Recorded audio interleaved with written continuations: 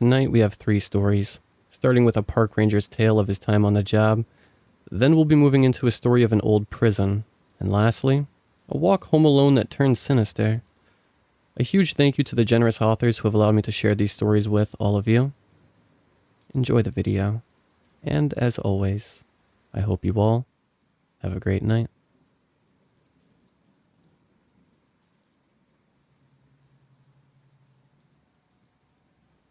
Chapter 1.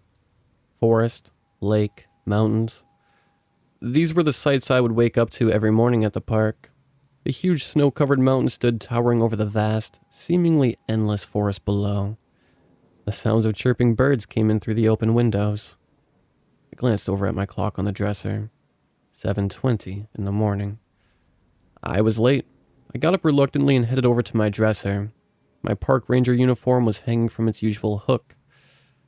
I grabbed it and threw it on. I made myself a quick breakfast of eggs and toast before I left. I lived in a small cabin on the farthest north part of Crescent Forest National Park. I decided to get a job at the park because, well, I needed a job and the offer sounded good. What would be better than working as a park ranger at such a beautiful place like this? I get to spend every day in the middle of the mountains. My bag was already packed with all my gear I needed for the day. My notebook, compass, water bottle, and a granola bar. All the necessary supplies one needed to survive a day here. I opened the door and went out, taking in a huge breath of the fresh, green air. The peaceful sounds of the river and the chirping birds made it feel almost serene. A crisp, cool morning breeze brushed against my face as the trees gently swayed in the wind. I started down the gravel path which led to the nature center. The dry leaves crunched under my feet as I walked. When I got on top of the wooden bridge which led across the stream, I stopped for a second to look out. The green in the trees reflected beautifully off the smooth surface of the water. I heard the gentle trickle of water flowing down. To say it was peaceful would not be saying enough. When I reached the nature, I saw my friend and fellow park ranger Jonathan. I went over to him to say hi. "Hey, Johnny," I said. "Oh, hey, Sam. How's it going?" he said. We talked for a bit and then headed inside to find out what position we'd been in for the day. The chairs were all set up like normal for our morning meeting. I took a seat next to Jonathan as all the rangers slowly began to arrive at the meeting. After it was over, all the rangers went over to the task sheet, which was sitting on a table in the corner. I looked at the sheet, searching for my name, and praying that I got a simple task that didn't involve any sort of physical activity. Maybe kiosk duty. My eyes scanned the page. Amy Lawrence, Sunflower Trail Patrol. Karen Stafford, North Point Trail Patrol. Jim Adams, Crescent Lake Path Patrol. David Wright, Meadow Trail Patrol.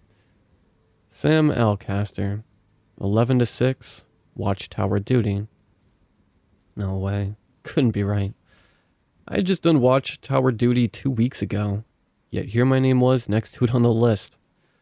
I pulled Jonathan over to me and asked why I was doing it again. "I don't know why you're doing it either," he said. "I'm also doing Watchtower duty tonight, so I guess we're both gonna suffer." I frustratedly walked across the room with the other rangers and went over to pour myself some coffee. Another ranger, whose name I couldn't quite remember, came over to me. "Hey, Sam," he said. "Did you hear what happened this morning?" "No, I didn't hear anything," I said. He looked around nervously, eyeing the crowded room before finally turning back to me. Apparently a few rangers got reports of a bear rummaging around someone's campsite. When the rangers went over to the site, they found the bear all right, torn completely in half at the edges of the woods. The head was completely missing. I looked down at my now shaking hands. This was not the first time something weird has happened like this. Just last week, a baby deer's head was found in a tree near the lake. "That's messed up," I said anxiously. Setting down the donut I had just grabbed, I wasn't really in an eating mood anymore. "Yeah, tell me about it," the ranger said, walking away. Right after he left, I finally remembered his name. Dan. I grabbed my stuff and headed out the door. Because I was on the nighttime watchtower duty, I got to go back to my cabin and rest for the day. I started off one more on my walk back. I just crossed the wooden bridge when something strange caught my attention. On a pine tree just off to my left were several weird scratches. They looked just like the ones moose normally leave when they rub up against a tree with their antlers. Except for one thing. These scratches were at least 10 feet up the tree. I felt a shiver right up my spine. But I just brushed it off and continued on my walk. I knew it was going to be a long night ahead. Chapter 2. I spent most of that day either sitting on the porch or sleeping in my bed. I hadn't gotten much sleep the night before, so I really needed the rest. At 10 p.m., I got a call from the Park Service office to make my way over to the watchtower for the night shift. Watchtower duty was normally pretty boring. It was mostly sitting in a chair for hours, occasionally glancing up to make sure the park wasn't burning down, and every so often, having to respond to panic calls from lost hikers who couldn't find their way back from the bathroom. I was assigned to my usual tower, Tower number 4. Jonathan was at Tower number 2. And Dan, the ranger from earlier, was to be joining me in my tower. I made sure to pack a couple extra cans of Red Bull in my bag to keep me awake for the night. Though I was sure Dan would do that for me. He was definitely not the quiet type. I arrived at the tower 5 minutes 11, just before my shift was set to start. It was drizzling out when I got there, and I could see a storm coming. The crickets were chirping and I could hear frogs croaking in the pond nearby. I looked up at the tower. It seemed to stand alone and isolated under the sky. The old wood frame creaked as I walked up the long staircase to the top. Once I got up there, I unpacked my bag and looked around. A map of the park hung over the desk. A huge sign with the National Park Service logo was on the opposite wall. The sound of a car motor could be heard from inside. I went out on the balcony and saw Dan arriving in his red pickup truck. Once he got settled in, we sat down in the rickety old chairs and began to sit for what seemed like hours. I was reading a book until I eventually drifted off to sleep. This was the usual routine for night shifts. I was awakened by a huge crack of thunder. Rain was hitting the tin roof of the tower and was causing a loud banging sound. Dan peered up from his book and looked around. "Storm seems pretty bad," he said. "Yeah?" I said, nodding in agreement. He picked up his book again and began to read. I put my head down on the desk and started to drift off once again, only to be interrupted by Dan. "Did you ever hear the story about that hiker that was found last year?" he asked. "Yeah," I responded. "The one about the guy that supposedly murdered everyone he was camping with and ate their bodies?" "Yeah, that one," he said. "It's a bunch of bullshit," I said. "The NPS determined it was a bear attack and the guy was just a nut." "That's what they said. Doesn't mean it's what happened," he said with a mischievous smirk on his face. "There's an old Native American folktale up in these mountains about a creature that stalks these woods. The local tribes believe this creature stalks their forests. They called it the Wendigo, which means flesh eater, a cannibalistic spirit that had a craving for human flesh. They say it has the body of a beast and a deer skull for a head. It's over 10 feet tall and has the ability to possess the minds of desperate people. You may have heard that the deaths of those campers was because of a bear, not because of that man. But some folks believe he was possessed by the spirit of the Wendigo, and that it made him crave the flesh of those people." I gave him a puzzled look. Of course I had heard of the Wendigo. Anyone who lived anywhere in the mountains around here knew the old legend. When food began scarce during the fierce winter storms, people became desperate.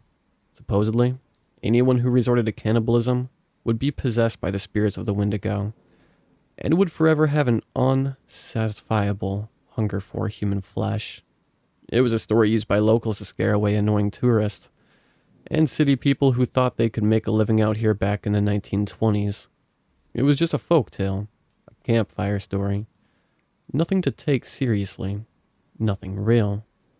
"Yeah, I've heard the tale," was all I said. "Look, I've seen some things in these woods. Some things I can't explain." Suddenly I remembered the markings I'd seen on the tree by the bridge earlier that day. Those were a little odd, seeing as they were way higher than any animal I knew of could make. But I knew it wasn't a Wendigo because, well, they don't exist. Dan gave a slight chuckle and went back to reading his book. I went to lie down again, but I suddenly didn't feel tired anymore. Out of nowhere, a signal came over the radio. It was Jonathan in the other tower. Hey, I was watching the area to the left of the lake and I saw something really weird. Do you think you can take a look over there and see if there's anything unusual? Yeah, Johnny, I'll take a look, I said, grabbing the binoculars off the shelf. I went over to the balcony and scanned the spot Jonathan told me with the binoculars. Everything seemed normal until I reached the line of trees across the field. There, peeking out through the foliage, were two glowing red eyes. They seemed to hover there, as if they were watching me, until they suddenly disappeared back into the woods that they came from. I turned around and went back inside. Did you see anything? Jonathan asked. Just some eye shine, probably a raccoon or something, I responded. What did you think you saw? I thought I saw some sort of weird animal I'd never seen here before. It was standing in the middle of the field. At first I thought it was a person, but it had fur. Whatever it was darted off into the woods before I could get a better look, he said in a nervous tone. I heard the click of the radio go off, and another voice came through. Though this one was not Jonathan's. It was another man's. Hey, can anybody hear me? I'm lost and there's something in the woods with me, the man said. I gave Dan a surprised look, and then picked up and turned on the mic. This is Watchtower 2. We can hear you loud and clear, sir, I said. Thank God. I was on the trail when I saw some animal ahead of me, so I ran into the woods to get away from it. Now I have no clue where I am. Do you see any sort of landmarks? Yeah, I see a creek and maybe a pond, and I think I see the lake way off to the left in the distance down the hill. Alright, do you think you could shine your flashlight up in the air so maybe we can see you? Yeah. I went back out on the balcony and peered into the distance. On the far edge of the park in the middle of the woods, I could barely make out the light from a flashlight coming up through the trees. I took a deep breath in. This was going to be a tough one. There was nothing out that far. Nothing. He was alone. I went back inside and told Dan the man's location, and he looked just as frustrated as me. I went back over to the radio and turned back to the channel he was on. Listen to me very carefully, I said. You're pretty far out, so it's going to be tough to direct you back, but you have to listen to everything we say, okay? All right. I looked over to Dan, who was gazing at the map of the park on the wall. Suddenly, a scream came through the radio. I hurried over and picked it up.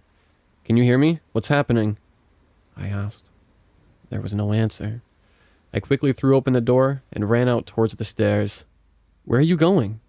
Dan asked. To help this guy, I replied. Dan looked around at the room. Well, I'm coming with you, 'cause you ain't going alone into those woods at night, he said. We both hurried down the stairs and got into the Jeep. Dan started up the car, and we got down the dirt road that led into the dark and endless abyss that was Crescent Forest. Chapter 3. The road winded back and forth between the trees. Me and Dan drove on in silence. Rain pelted the car like bullets, and lightning lit up the sky, illuminating the forest for a split second before everything went dark again. Rescuing this hiker was a complete guessing game. It was dark, it was raining, we were in the woods, and we weren't even positive we knew where this man was in the first place. All we knew was that he was out there, somewhere, alone, facing some sort of danger unknown to us. I picked up the walkie I had grabbed as we left the tower and turned it on to Channel 5. This is Ranger Elcaster. Does anybody read me? I repeat, this is Ranger Elcaster. Does anybody read me? This is... I looked up and saw that Dan had stopped the car. A flashlight was laying on the side of the road. Dan looked at me and we both got out of the car. I went over and picked up the light. I shined it into the woods. Hello? Is anyone here? I yelled. Further down the road, a man emerged from the woods. He was a young man who looked to be in his 20s. He came over to us, and I saw that he was shaking. Is everything all right? I asked. The man looked at me and I could see the fear in his eyes. There's something out there, he said. I don't know what it is, but it's out there. It chased me into the woods and I hid under a log to try to get away from it. It never found me. Thank you for coming to find me. Our pleasure, Dan said. Get him to the car, I told Dan. I'm going to take a look in the woods and see if I can see anything. Grabbed the flashlight and walked into the line of trees. I shined the light deep into the forest, but all I could see was darkness. See anything? Dan shouted. Nope, there's nothing here, I replied. I started to walk back to the road when suddenly I froze. A piercing scream echoed out of the woods, cutting through the still air. It started off as a deep scream, like that of an elk, but the pitch got higher to sound more like a woman screaming. It rose and rose until it faded away into nothing. I tried to run, but my legs were frozen. I felt my skin tingle from head to toe, as if I had just been electrocuted. Finally, after what seemed like hours, I gathered the courage to walk back to the car. I looked over at Dan, my eyes wide as could be. The fuck was that? Dan yelled. I could hear the fear in his voice. That's it, the hiker said. That's the thing that's been following me. The Wendigo, Dan whispered under his breath, sending chills down my spine. Let's get out of here, I said. Quickly, we ran back to the Jeep and got in. Dan started the engine and slammed on the pedal, and soon, we were out of there. I looked down at my hands and saw that they were shaking. I hid them in my pockets and tried not to think about what we had just heard.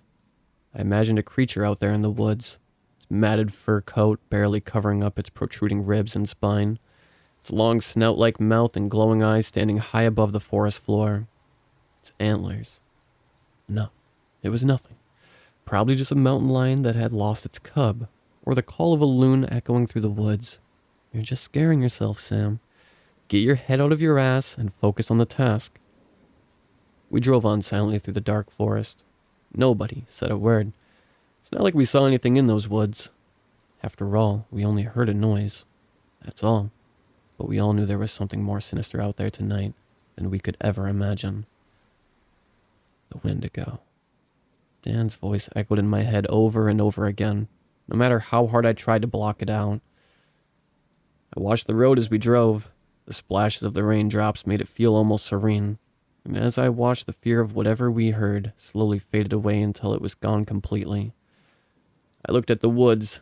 The lush, green pine trees protruded into the sky on both sides of the road. I glanced further up the ridge on our left.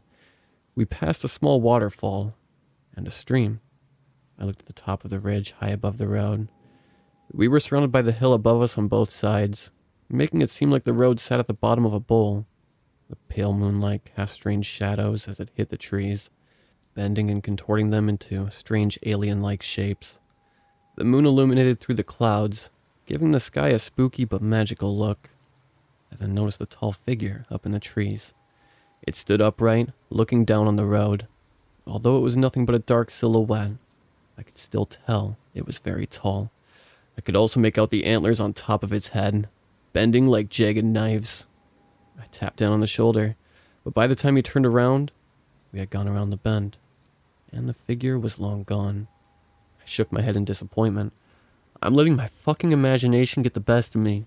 There was nothing there, just the shadow of a tree. I'm doing nothing but scaring myself. I remembered a story my father once told me when I was maybe 12 or something. It was a story that had been passed down through my family for generations. As the story goes, there was a young boy who lived near a stream. One day, he brought a paper boat down to the creek and set it afloat with the words, "Hello," written on the side. Not 30 seconds later, the boat came back around the bend with a new word written on it. Hi. Every day after this, the boy would write new words on the side of the boat, and every day the boat would come back to him with something else written on it.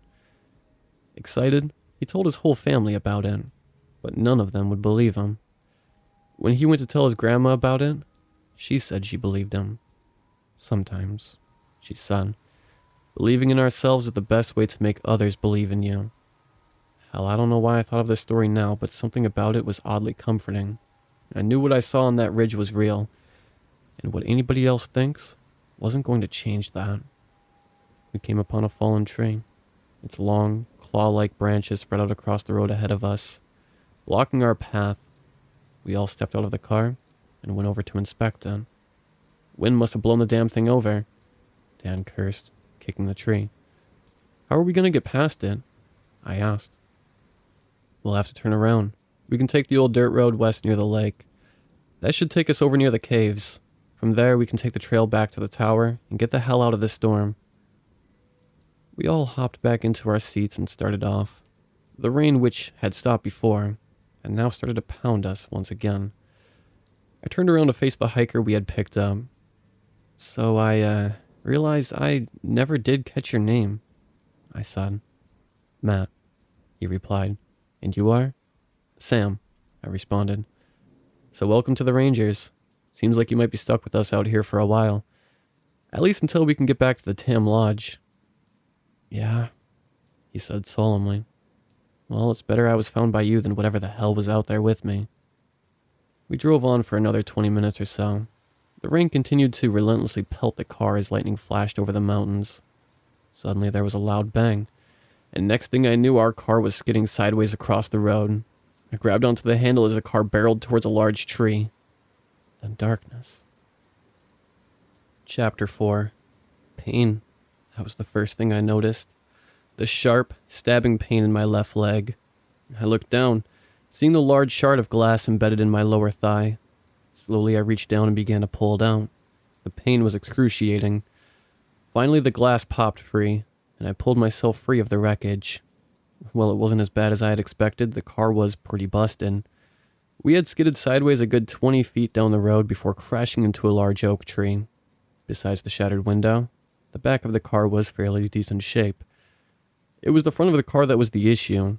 The bumper was bent in an abnormal direction, with one side embedded in the hood, which also happened to be crumpled and half ripped off.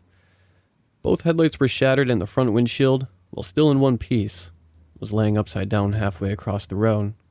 Perfect. As I helped Dan and Matt out of the wreckage, I felt a vibration in my pocket.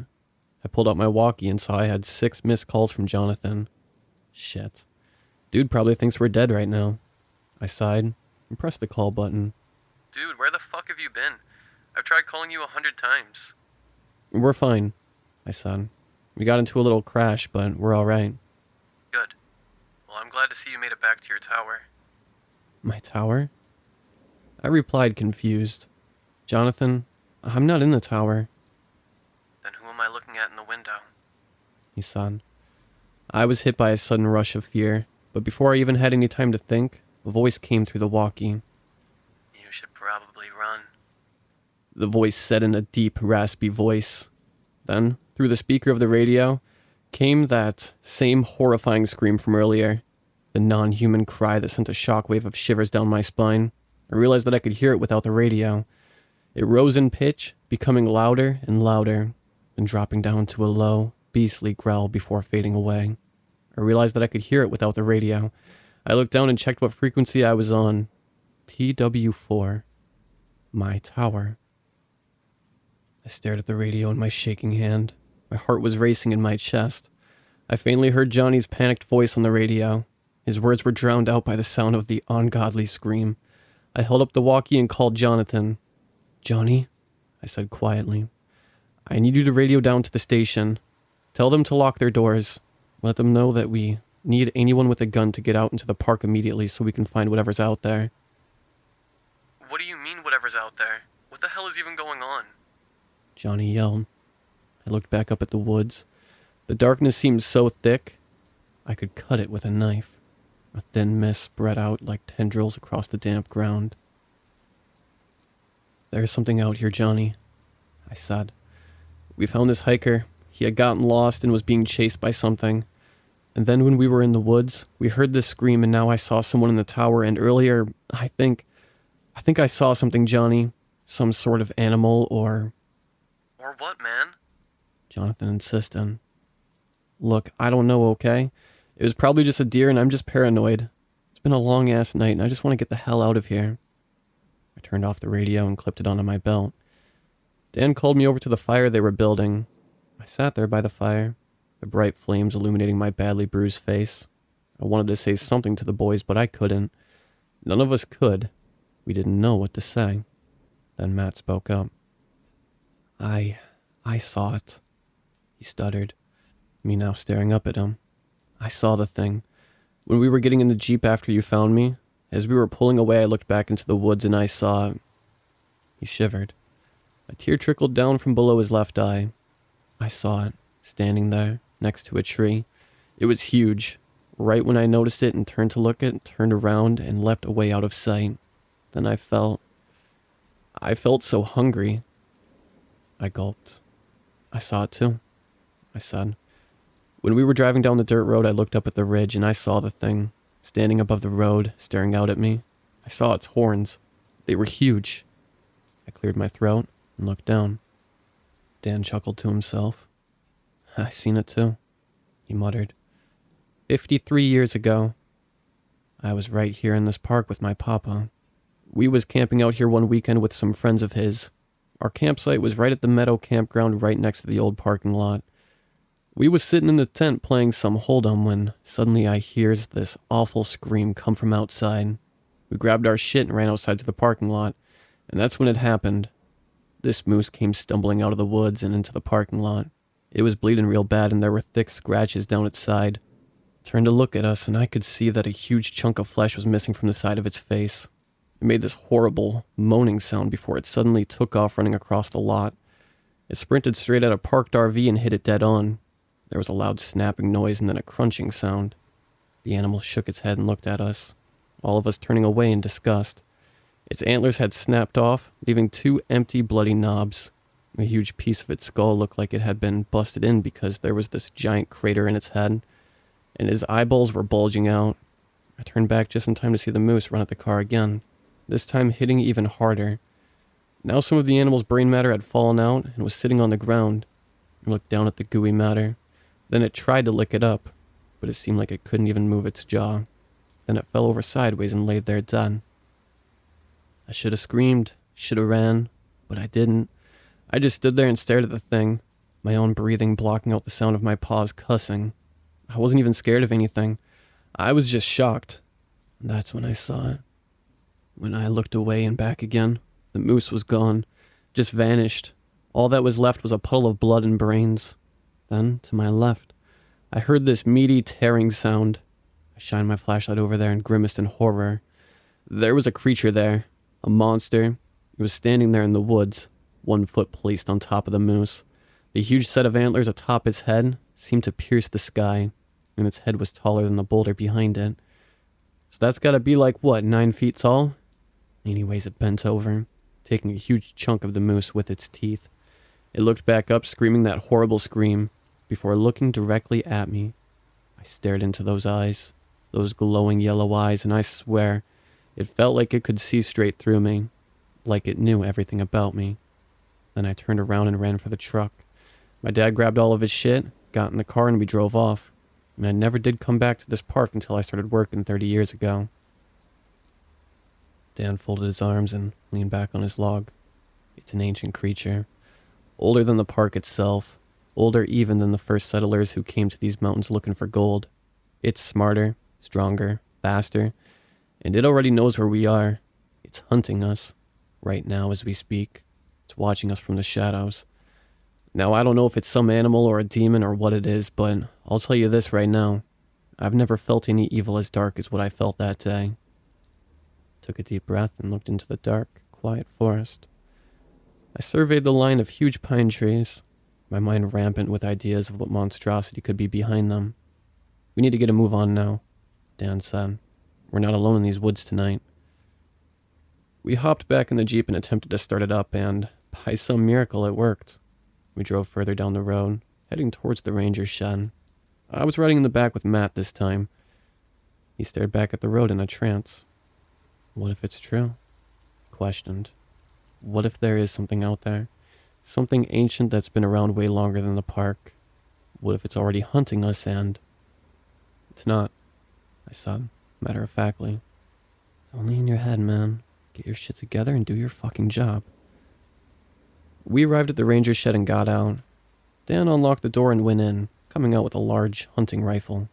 Grab some gear, he said. Me and Matt walked into the shed. I grabbed a revolver and hunting knife off the wall. On my way out, I grabbed a flare gun and a few flares, just in case something happened to me. Suddenly there was a loud scream. We heard the sound of Dan yell and heard a gunshot. Then there was silence. Me and Matt glanced at each other, a look of pure terror on his face. In the distance, we heard a deep guttural growl and then silence. Slowly, we peered out from behind the door. The road was completely empty except for a hunting rifle and flashlight on the ground with a trail of blood leading away from it. I grabbed my radio from my side and called for Dan. No response. Frustrated, I tried ringing him up once again. Still nothing. From across the road, we heard the sound of branches breaking and loud footsteps. I grabbed my gun from the counter and took off running across the road, leaving Matt behind. I sprinted through the dense forest, the sharp branches scratching my arms as I ran. It had started to rain hard again, and the drops pelted my face. I kept running until I got to an open field. The wind, which had been blowing viciously at my face, seemed to have come to a sudden stop. I ran out into the field and stopped to listen. The air was silent and still. In the distance, I could hear an owl hooting and some crickets.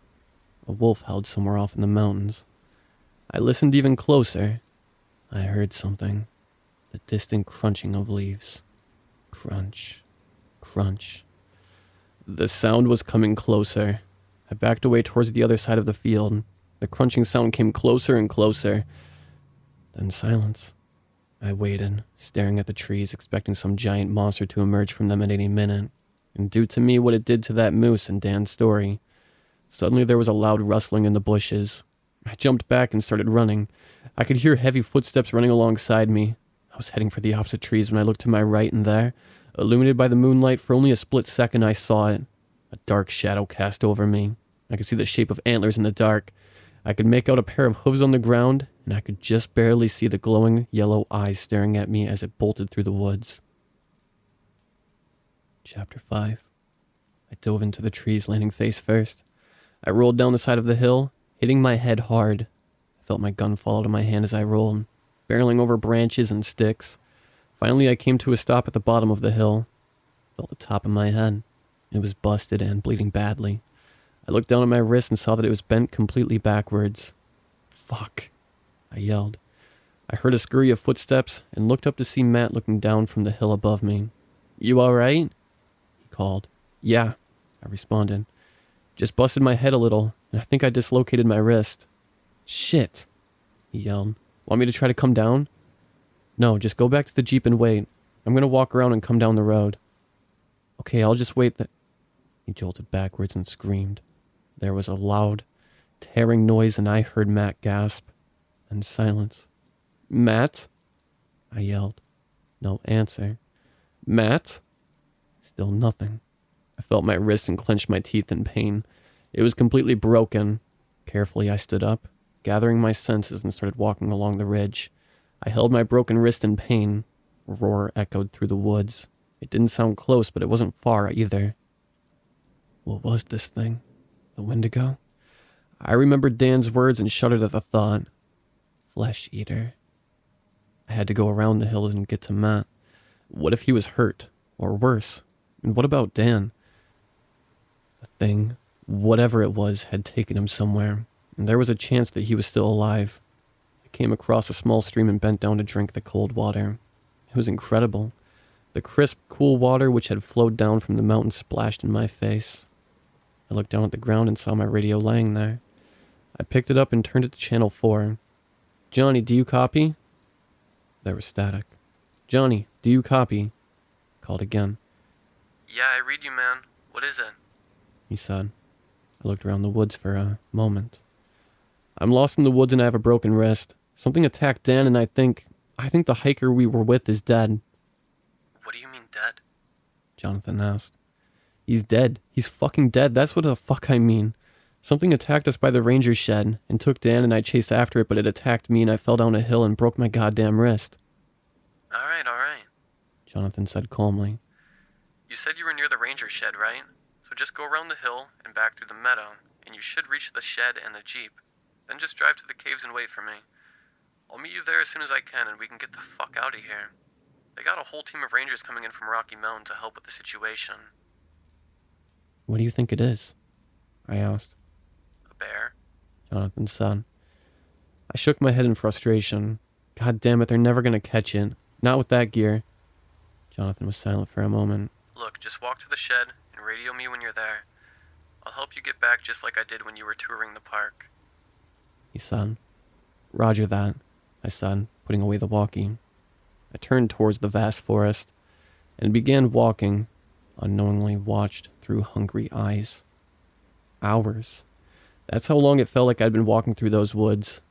When I had started walking, the woods had been alive with the sound of crickets and birds and other nature sounds. Now, there was nothing. Not a single cricket chirped. It was silent. It felt like I'd been swallowed up whole by the trees, never to see the light of day again. I thought I'd been wandering those woods forever. Finally, after what seemed like ages, I reached the meadow. I inconspicuously made my way across it and through the other side towards the end. I walked through the woods some more until I eventually came to a road. I'm at the road, I told Jonathan. Good. Just follow it until you get back to the car and then go to the cave. Fast. I jogged down the road until I came upon the Jeep. To my disappointment, it was still parked exactly where it was before, meaning Dan hadn't managed to escape whatever took him. The windy whatever. Bunch of bullshit. Just a folktale. There's no such things as monsters in the woods. I walked over to the car door and stopped. Across the side of the car were 3 large claw marks. They were maybe 2 feet long and went from the front window to the back door handle. I shook my head and grabbed the handle. Locked. I reached in my pocket to grab out the keys and stopped. Fuck. The keys. They'd been on Dan when he was taken. I stepped back from the door in shock. I had no way back. I was trapped out here in the woods with this thing, whatever it was. From around a bend in the road, I heard a faint sound of a car. Turning from the car, I was just in time to see a black pickup truck round the corner. I caught sight of the words, Nation Park Service, on the side. Suddenly, a loud roar erupted from the woods behind me, and I could hear the sound of running footsteps. They sounded big. Quickly, I ran over to the open ranger shed and grabbed a hunting rifle off the wall. I ran outside and went over to the truck. Running, I yelled, "We gotta get out of here now. There's something in the woods." To which the 2 rangers in the car just glanced at one another and said, "What?" Bam. There was a loud smashing noise. A huge shape came flying out of the woods and rammed into the side of the car. Quickly, I laid down and rolled underneath the truck. The sound of screaming and roaring was muffled. I laid there silently for what felt like an eternity until everything suddenly went silent. Thump, thump. The sound of footsteps echoed from above. It was on the car. I hurried to grab a bullet from my pocket and load it in the gun. I cocked it and got ready. The car shook with each step the creature took. It scratched at the roof of the car, and I shuddered at the grinding sound it made. Suddenly the thing jumped down from the roof, its feet landing right next to my head. I spun around and aimed the barrel of the gun at its leg. The creature made this low growling sound, like that of an angry dog. That's when I fired. Chapter 6. The woods shook with the sound of the gunshot. It seemed as if all the life in the whole park had been sucked out of the air. Birds screamed as they came flying out of the woods in the masses. The creature roared a terrible, ear-splitting roar and fell back. It stood back up, shrieking before running off into the woods. I laid there, out of breath, my heart racing in my chest. Finally, I regained my composure and rolled out from underneath the truck. The road was empty and quiet. I grabbed another bullet and loaded up the gun just in case it decided to come back. Walking around the car, I nervously panned the tree line, expecting to see 2 glowing yellow eyes staring back at me.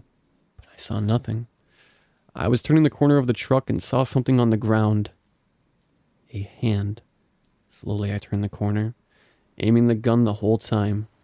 When I rounded the corner, I saw the 2 bodies of the rangers, or at least what was left of them. One man was missing an arm and his stomach had been completely eaten. His leg had been snapped and was bent backwards, and I could see his bone protruding through the skin. The other man was even worse. His stomach had been eaten just the same, but his head was completely missing. Both his legs were gone entirely, and one of his arms was laying about 10 feet to the left. I took a step back in disgust, thought about Dan and Matt. Is this what had happened to them too? I shuddered at the thought. No, they are alive and you are too. And you are going to stay that way for the rest of the damn night. I walked over to the first body and grabbed the pistol that was strapped to his side. I clipped it onto the belt next to the flare gun I forgot I had. Then I opened the door to the truck, got in, turned the keys, and drove off as fast as I could. I drove down that long winding road. The moonlight illuminated the tops of the huge pine trees along the road. I looked ahead at the snow-capped mountains looming over the valley, once again reminded of the incredible beauty of this park. Suddenly I had a thought. Whipping the car around, I sped down the road, back towards the woods from which I had come from.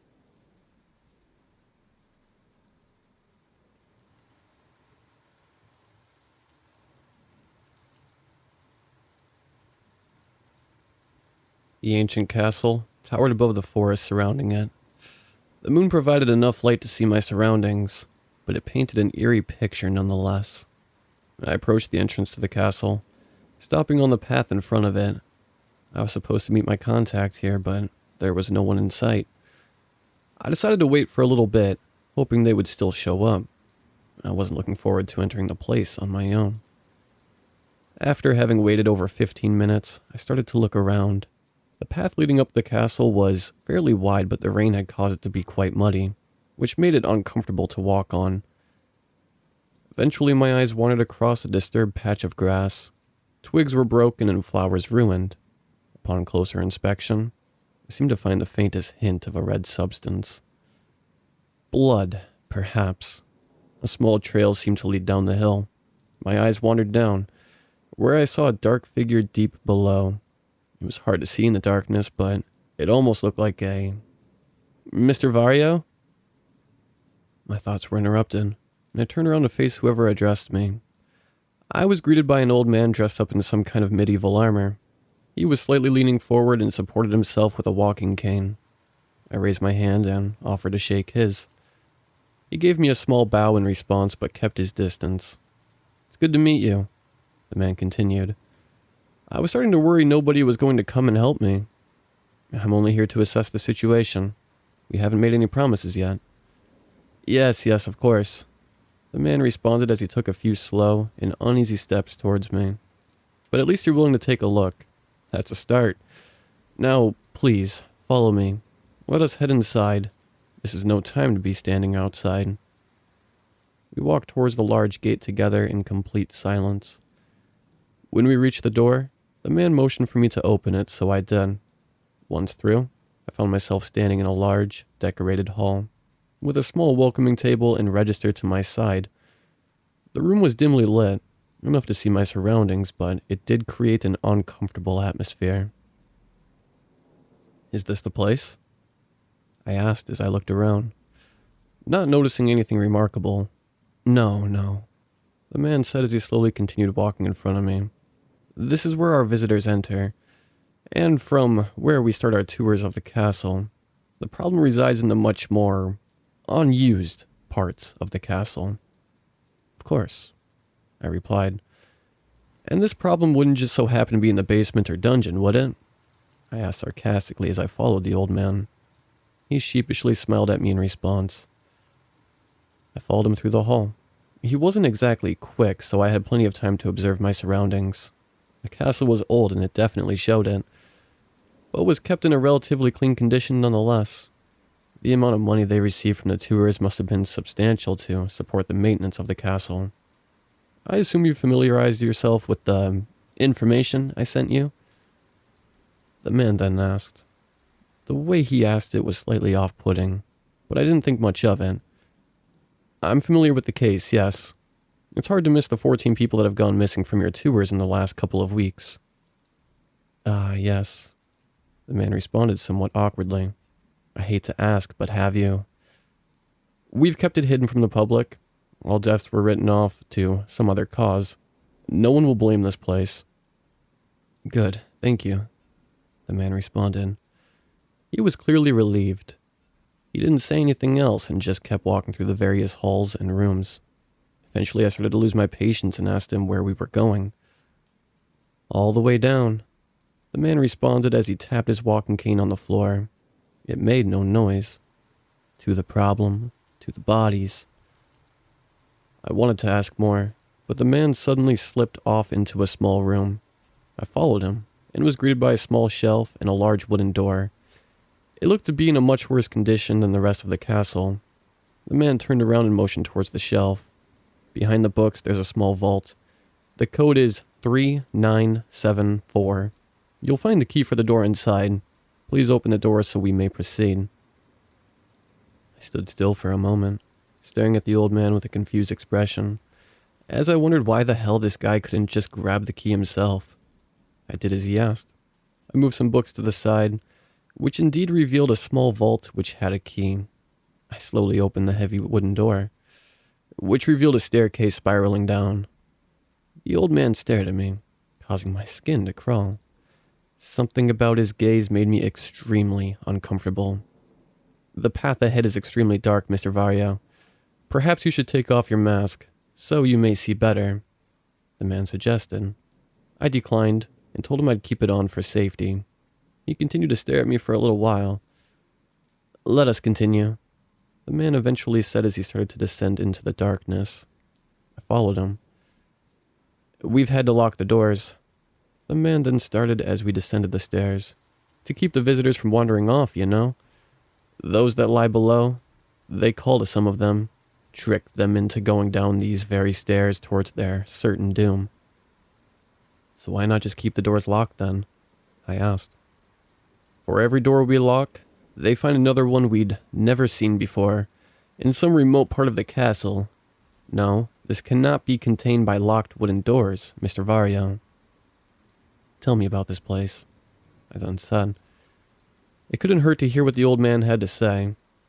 Long ago, when this castle was still newly built, there was a fight amongst the family about who had ownership of the land. They fought for their rights, and eventually ended up all killing each other, causing the estate to end up abandoned. Decades later, the country was being terrorized by terrible, terrible people. It was awful, Mr. Vario. Truly awful. He stopped his story as we reached the bottom of the stairs. We were standing in a medium-sized room, with a bunch of carvings on the walls. We were definitely underground, and there were no windows, but various lit candles and torches throughout the room provided enough light to see. Against one of the walls, I spotted what appeared to be an old sarcophagus. It had been opened. These people, the man continued, terrorized the lands for years and years, but eventually, the townsfolk and knights managed to slay these cursed men, ending their reign of terror. But it wasn't entirely over yet, as they still had to take care of the bodies. Everyone agreed they had to be locked away, of course, but nobody wanted to house or deal with the cursed bodies. They buried them all here, he then said grimly. All of them. They turned this place into a prison for the dead. They placed the bodies into these stone prisons, believing it would keep them from coming back, from terrorizing them once more. And it worked. The man slowly walked over to the sarcophagus, and I did the same. We both cautiously peered inside, but were greeted by an empty space. There was nothing inside. But, of course, as is the case for all evil, it doesn't truly stay dead forever. The moment the words left the man's mouth, I heard a faint voice from deeper inside the castle calling for me. Shivers ran down my spine as the awful voice softly echoed through the halls and rooms. They've returned, and they're suffering, trapped inside these stone contraptions, cursed inside of their partly decayed bodies, never alive, but never dead either. But there is a way for them to come back. I took a step back from the empty sarcophagus, trying to think about what could have been in there centuries ago. I scanned the various halls connected to our room, but couldn't see anything noteworthy. It was silent as well. The man started walking again, so I swiftly followed him, not wanting to be left alone in this maze of hallways and rooms. Occasionally, I could swear I heard voices in the distance, but the man didn't seem to notice, so we kept walking. We stopped inside another room. Another open sarcophagus stood against the wall. There was something else in front of it, but I couldn't quite make out what it was in the dim light. I slowly approached it, leaving the old man behind me, but I almost retreated immediately when I realized what it was. The body of a man lied hunched over against the sarcophagus. His expression was frozen in a perpetual state of pain. The clothes he wore were modern, so this was likely to be one of the missing people. I kneeled down next to the man to try and find any wounds or reasons for his death. A touch, the man said. I turned around to look back towards him, but my heart skipped a beat when I found him standing right next to me. I didn't hear him approach at all. That's all they need. They lure them here, trick them into touching their cursed vessels, and are then born anew. The poor tricked souls are left behind to rot. He turned away and started walking as if this had just been a small side activity, but nothing that deserved a lot of attention. So they tricked them into coming down here. How? I asked. Some lure them with visions, some with voices, and others even with something completely different. It all depends. Some are able to, much more than others. Unfortunately, it's those that you especially don't want to get out. I nodded as I stepped away from the body. I was starting to suspect I'd find every missing person somewhere inside these catacombs if I looked hard enough. When I turned around, I realized the man had gone on without me. Despite his slow walking speed, he'd completely disappeared from my view. I cautiously stepped into a corridor, peering around the corners to see whether I could spot the man, but he was nowhere to be found. Hello? I called out as I walked through the corridor. It wasn't until now that I realized how cold it was down there. I started shivering as I continued my search for my guide. Come to me. A soft female voice called out from right behind me. I turned around instantly but saw nothing. Over here. A different, masculine voice then chimed in. Help us. Another voice echoed. I started to panic slightly, repeatedly looking over my shoulder to make sure nothing was creeping up on me. More and more voices started to echo throughout the halls and chambers. I stumbled through the halls, trying to get away from them as the voices became louder and louder. I turned a corner and finally saw the old man in the distance. He waved at me and disappeared into another passage. I started to chase him, but I moved slowly, using the walls to support myself as the voices became unbearably loud and demanding. I entered the passage and saw the old man standing next to a sarcophagus in a room up ahead. He was beckoning me to come over. I stumbled through the passage, almost falling over twice. The voices only increased, making me feel like my ears were about to burst. I was almost there. The man was so close. I almost made it. Just had to get into the room. Get to the sarcophagus. Mr. Varya? The other voices stopped the moment that familiar voice called out from behind. The sudden silence felt almost threatening. I instinctively turned around to see where the noise came from, even though I knew the old man stood in front of me. Yet, when I had turned around, I saw him staring at me from down the corridor, from where I came. There's nothing that way, Mr. Varya. It's a dead end, he said calmly. Confused, I turned around again to face the room. But besides the sarcophagus, it was completely empty. I was frozen in place for a second as I tried to process what happened. We shouldn't linger here for too long, the old man said. Let us continue. We are almost there. I turned back around to face the man, but he was already walking away once more. Not wanting to be left alone again, I quickly made my way over to him. I think I've seen enough for now. I'd like to leave now, so I can discuss the situation with my colleagues, I said, shaken by what had just happened. The old man shook his head slowly as he kept walking. Nonsense. You haven't seen the most important parts yet. You cannot leave until you have. Whatever more you want to show me can wait. I'd like to leave for now. The old man stopped for a moment, looking over his shoulder with a faint grin. The dim lighting made him appear more threatening than he did before. I will bring you back when we're done. If you want to leave now, you'll have to find your way back on your own. I clenched my fist in response before briefly looking around. All the halls and rooms looked the same, and I had no idea where I had come from. We'd wandered around here for so long there was no way I'd find my way back alone. Both of us knew this. Fine, let's get this over with, I muttered. We walked through more halls for what felt like hours. The rest of the journey was mostly uneventful. Eventually, we stood before a large wooden door.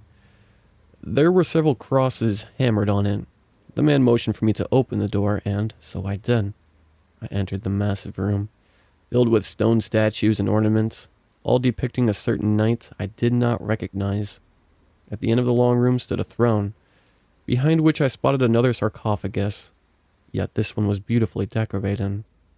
Whoever died here must have been greatly honored during his life. "We are here," the old man spoke. "What you seek lies inside there." He pointed to the sarcophagus. He walked over to it, passing the giant statues. "Who's depicted here?" I asked. The man shook his head in response. "I do not know." "It does not matter," he retorted, sounding quite defensive. I observed the sarcophagus and placed my hands on the cold stone, ready to open it. "Wait," the old man spoke from behind me. "You must take off your helmet, your gloves. This needs to be experienced without anything blocking your senses." "No," I responded firmly as I started to push against the stone. "I insist," the old man spat at me. "You must take it off. Do as I say." He yelled as I opened and looked inside the sarcophagus. The body of an old man lied inside, dressed in a wealthy knight's armor. His body was unnaturally well preserved, and I almost immediately recognized it to be the body of my guide. I swiftly turned around, but the old man was nowhere to be seen, as if he had vanished into thin air. An awful scream came from behind me as something grabbed my head from behind, pulling at my mask. I tried to escape the grasp as I was pulled into the sarcophagus. Old fingers scratched my mask's visor, making it harder for me to see. The fingers pulled at my armor, trying to find a way to my skin. I wildly flailed around and managed to break free from the rotting arms. I fell forward onto the ground and quickly turned to face my aggressor. The half-rotten body of the old man hung over the sarcophagus's edge, moaning as it stretched its finger out in an attempt to touch me. I swiftly got back on my feet and ran as fast as I could back into the underground maze. I've not been able to find my way back. I've wandered these halls for what feels like days, but still have not found an exit, or even a place I recognize from before. I'm trapped in this hell, whatever it may be. Even worse, the old man is back. I've heard him calling out my name as he roams the halls, looking for me. He's not alone, for I keep seeing things in the corner of my eyes, things that disappear when I look for them, but are always there when I do not wish to see them. My only option is to keep venturing deeper and deeper into the depths of this hell. The amount of bodies I find littered throughout the halls only increases, and I fear this is the first time I will have any ability to share my story before I continue onwards. When I am rested, I will explore further, but whatever happens, I won't let the old man get his hands on me. I will either escape or perish by my own hands. Whatever path lies ahead of me, let it be known to all. Secrecy be damned, that the castle of Surgic is beyond saving. My advice is for it to be closed and sealed, hidden for all eternity, so that whatever lies beneath will not be given a new vessel. I can hear the old man nearby. He offers to let me live. He toys with me, yelling through the halls that I will never find my way back on my own, but that he could help me, and in return, all he needs is a touch.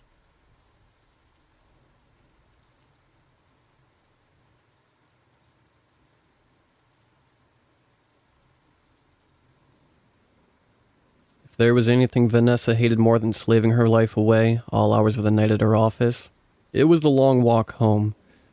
When she stepped outside, the cold autumn air greeted her. Her warm breath floated up into the night sky in small clouds. She sat down on the steps outside. Her feet were met with a swift relief as the comfy inside of her sneakers met them.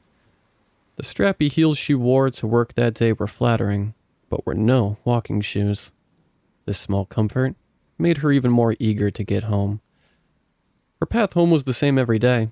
Walk around the back of her building, walk a few blocks north, and then cut through a forest dirt path that got her a good 10 minutes closer to her house than the street would. A shortcut that, convenient, was worth it. The trip was normal at first. Vanessa slightly regretted not bringing a heavier jacket, hugging herself to stay warm. Her mind drifted to what she wanted to do when she first got home when she heard a noise. It was soft at first, but the longer it continued, the clearer the sound became. They were footsteps. From the sound of it, at least 2 or 3 pairs of them. Vanessa kept her head forward. She was a little afraid, but it was a sidewalk after all. People walk on them. Now, there just happened to be her and the other group of people here at the same time. Vanessa decided to slow down in an attempt to let the group pass. Their footsteps slowed as well. If it wasn't for the bitter cold already giving her goosebumps, they would have surely appeared. Vanessa suddenly remembered a tactic to see if someone is following you. She quickened her pace, walking towards the road. She looked right, and she looked left, back towards the group. She tried to make it look like she was looking out for cars when she saw them in her peripheral vision. It looked like a group of about 3 men. She stepped out into the street and crossed to the other sidewalk.